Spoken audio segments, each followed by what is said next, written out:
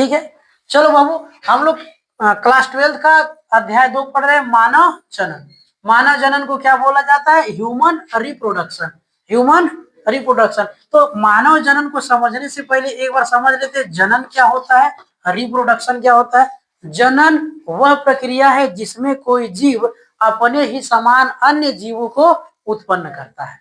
जिसमें कोई जीव अपने ही समान अन्य जीवों को उत्पन्न करता है। जैसे कुत्ता कुत्ता को जन्म करेगा, बिल्ली बिल्ली को जन्म करेगी, घोड़ा घोड़ा को और गधा गधा को, कभी कभी गधा ही को भी जन्म दे देता है। तो समझने वाली बात है ना। तो जीव क्या करेगा? अपने ही समान अन्य जीवों को उत्पन्न करेगा। बात एकदम क्लियर है। हम लोग बात किसका करेंगे? मानव जनन। तो मानव जनन क्या? मानव जनन वह प्रक्रिया है जिसमें कोई मानव अपने ही समान अन्य मानवों को उत्पन्न करने का काम करता है। जैसे आपके मम्मी पापा आपको उत्पन्न कर दिए, आपके दादी बाबा आपके पापा को उत्पन्न किए, आपके मम्मी पापा आपको उत्पन्न किए, समझ में आया? इसी तरह आप भी आने वाले समय में किसी न किसी को उत्पन्न करेंगे। समझ में आ रहा है बात? तो ये पूरा का पूरा प्रक्रिया क्या कहलाएगा? मानव जनन। आप देखेंगे ना तो आपकी आंखें आपकी मम्मी की जैसी, आपका रंग मम्मी पापा के जैसा, समझ, शरीर भी मम्मी पापा के जैसा। तो सिंपल सा बात है कि मानव जनन वह प्रक्रिया है जिसमें मानव अपने समान जीवों को क्या करेगा? उत्पन्न करेगा। इस हिसाब से देखा जाए ना तो जो मानव का जनन है इसमें नर के साथ साथ मादा की भी आवश्यकता होती है। यानी कि नर की जरूरत है और किसकी जरूरत है? मादा। क्यों जरूरत है? क्योंकि नर और मादा यानी कि जो मानव है वो एक लिंगी जीव है। कैसा जीव है? एक लिंगी। यानी कि मादा के पास मादा जनन अंग है और नर के पास नर जनन अंग है। इस हिसाब से नर एक लिंगी पुष्प है और मादा भी पुष्प बोल रहे हैं, एक लिंगी जीव, और मादा भी क्या है? एक लिंगी जीव है। तो जनन प्रक्रिया में आपको पता है कि नर युग्मक और मादा युग्मकों का मिलना जरूरी है। मतलब जब तक नर युग्मक और मादा युग्मक नहीं मिलेंगे तब तक निषेचन नहीं होगा, और जब निषेचन नहीं होगा तो भ्रूण का निर्माण नहीं होगा। समझ में आया? यही भ्रूण आगे चल के बच्चे का रूप लेता है। तो बात ये समझने वाली है कि अगर जनन होगा तो जनन प्रक्रिया में नर के साथ साथ मादा का होना आवश्यक है और मादा के साथ साथ नर का होना आवश्यक है। क्योंकि नर के शरीर में नर युग्मक का निर्माण होगा और मादा के शरीर में मादा युग्मक का निर्माण होगा। फिर जब दोनों युग्मक आपस में मिलेंगे तब जाके वो युग्मनज बनाएंगे। क्या बनाएंगे? युग्मनज। और यह युग्मनज आगे चल के भ्रूण में परिवर्तित होगा और भ्रूण धीरे धीरे करके विकसित हो जाएगा बच्चे के रूप में। बात आ गया ना समझ में? इस हिसाब से हम देखें तो क्या हमको मिलेगा कि ये जो मानव है, मानव को हम लोग विशेष तरह से दो प्रकार की, लिंग के आधार पे मानव कितने प्रकार का होता है? दो प्रकार का होता है। पहला क्या होता है? मादा। मादा को क्या बोला जाता है? फीमेल बोला जाता है, ठीक ना। और दूसरा क्या होता है? नर। नर को क्या बोला जाता है? मेल बोला जाता है, ठीक। नर और मादा इनके विशेष जननांगों की अगर मैं बात करूं तो मादा का विशेष जननांग क्या होता है? अंडाशय। क्या होता है मेरे बच्चे? मादा का विशेष जननांग क्या है? अंडाशय है। अर्थात अंडाशय के अंदर ही अंडाणु का, इसका मतलब मादा युग्मकों का निर्माण होता है। समझ में आ गया ना? अंडाशय के अंदर किसका निर्माण होगा? अंडाणु का निर्माण होगा, अंडाणु का। और ये जो अंडाणु होता है ये क्या होता है? ये मादा का युग्मक है। ये क्या है मेरे बच्चे? मादा का युग्मक। इसी प्रकार पुरुष में, नर में चले जाइए तो नर का जो प्रमुख जनन अंग होता है वो वृषण होता है। वो क्या होता है? वृषण। इसको अंग्रेजी में क्या बोलते हैं मेरे बच्चे? टेस्टिस बोलते हैं। क्या बोलते हैं? टेस्टिस। अच्छा, वृषण में क्या निर्मित होता है? तो वृषण में शुक्राणु होता है निर्मित। क्या निर्मित होता है? शुक्राणु निर्मित होता है। और ये जो शुक्राणु है ये क्या कहलाता है? ये कहलाता है नर युग्मक। क्या कहलाएगा मेरे बच्चे? नर युग्मक। जब किसी क्रिया के दौरान नर युग्मक और मादा युग्मक आपस में संयोग कर लेंगे, आपस में संयुक्त हो जाएंगे तो ये दोनों बनाएंगे युग्मनज। क्या बनाएंगे? यानी कि नर युग्मक और मादा युग्मक, नर युग्मक और मादा, ये दोनों क्या होंगे? मिलेंगे, संयुक्त होंगे। और जब संयुक्त होंगे तब क्या बनेगा? तब बनेगा मेरे बच्चे युग्मनज। युग्मनज को अंग्रेजी में बोला जाता है जाइगोट। क्या बोला जाता है? जाइगोट। और यह जाइगोट यह युग्मनज आगे चल के जब विकसित होगा तो किसका रूप ले लेगा? ये रूप ले लेगा भ्रूण का। किसका रूप ले लेगा? भ्रूण का। और भ्रूण को क्या कहा जाता है? इम्ब्रॉय कहा जाता है। क्या कहा जाता है?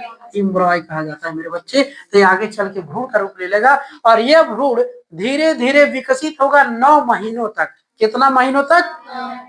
9 महीनों तक विकसित होने के बाद ये किसका रूप ले लेगा? तो ये शिशु का रूप ले लेगा। शिशु का रूप मतलब क्या हो गया कि बच्चे का रूप ले लेगा, बेबी का रूप ले लेगा। बात आया समझ में? तो मानव जनन की यही पूरी प्रक्रिया है। क्लियर? कोई दिक्कत है यहाँ पे? नहीं। अब हम लोग क्या करेंगे ना, मानव जनन के अंतर्गत आने वाले मादा के जो अंग है जननांग और पुरुष के जो जननांग है उसको पूरे डिटेल में पढ़ेंगे। ठीक है? अब जरा सा एक बात और हम लोग समझ लें। यहाँ तक सभी का हो गया है? एक बार आप नोट कर लीजिए। कन्हे तब तक स्टॉप कर दो, मतलब काटना नहीं, उसे स्टॉप कर दो। चलो यहाँ तक सभी का हो गया ना? ठीक है, अब मिटा के शुरू करते हैं। बहनी हल्ला ना करो साहब, समझिए आगे।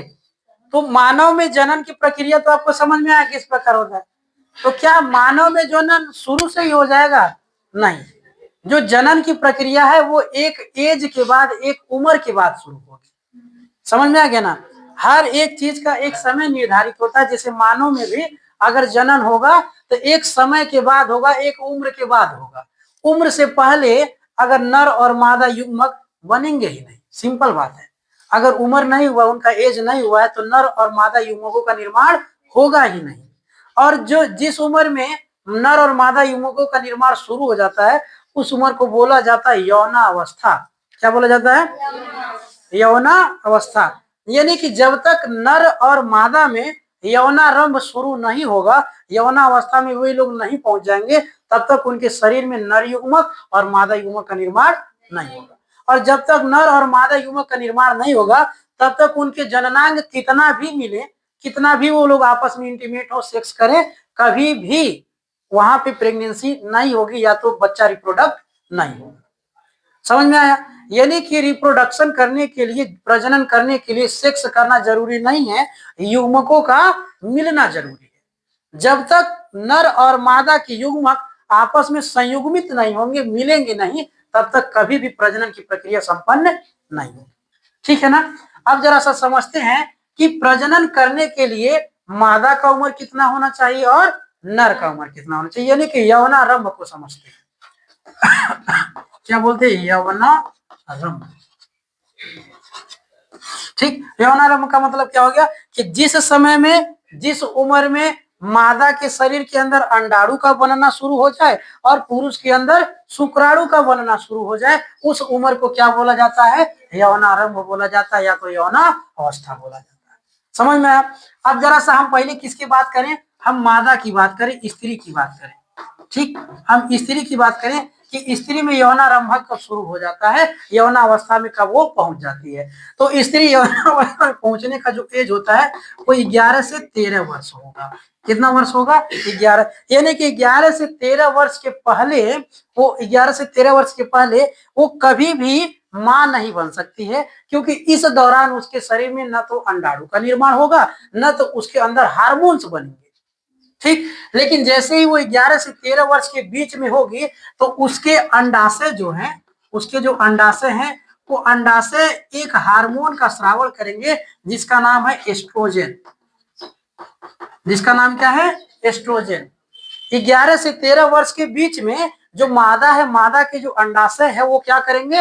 एस्ट्रोजन नामक हार्मोन का स्रावण करेंगे। अब जैसे ही एस्ट्रोजन नामक हार्मोन का स्रावण करेंगे तो मादा के शरीर में परिवर्तन होना शुरू हो जाएंगे। ठीक है? कई परिवर्तन आने शुरू होंगे। परिवर्तन में क्या? उनका आवाज मधुर होने लगेगा। परिवर्तन सीखिए। पहला क्या होगा कि महिलाओं का आवाज मधुर होने लगेगा। दूसरा, महिलाओं को शर्म आने लगेगा, लज्जा आने लगेगा। वो किसके कारण आ रहा है? एस्ट्रोजन के कारण। अब एस्ट्रोजन जैसे ही क्या होगा, क्या बोलते हैं, स्रावित होने लगेगा, एक्टिव हो जाएगा शरीर में, तो उनके स्तनों का आकार भी बढ़ने लगेगा। समझ में आया? क्या होने लगेगा? स्तनों का आकार बढ़ने लगेगा। इसके बाद क्या होगा? उसके साइड साइड में गुप्तांगों पर बाल आना शुरू हो जाएंगे। ठीक। और पांचवा सबसे आखिरी काम क्या होगा कि उसके शरीर के अंदर अंडाशय के अंदर अंडाणुओं का निर्माण होना शुरू हो जाएगा। समझ में आया ना? अंडाणुओं का निर्माण होना शुरू हो जाएगा। अब जब ये अंडाणुओं का निर्माण होना शुरू हो जाएगा तो अंडाणु जब बाहर की तरफ जाएंगे, जब उनको शुक्राणु नहीं मिल पाएगा तो अंडाणु खराब होंगे, और अंडाणु जब खराब होंगे तो पीरियड्स के रास्ते से बाहर आएंगे। यानी कि यौन आरंभ में ही, यौन अवस्था में प्रारंभ करते ही महिलाओं को पीरियड्स आना शुरू हो जाएंगे। समझ में आया ना? क्योंकि इस दौरान क्या कौन सा हार्मोन स्रावित होता है? एस्ट्रोजन। अब एस्ट्रोजन जैसे ही स्रावित होगा तो कुछ अपना लक्षण दिखाएगा। क्या दिखाएगा? लक्षण। अभी लक्षण कौन कौन सा दिखाएगा? तो सबसे पहला क्या होगा मेरे बच्चे? आवाज मधुर हो जाएगा, आवाज मधुर हो जाएगा। और क्या आने लगेगा? लज्जा आने लगेगा। समझ में आ गया? और क्या? गुप्तांगों पर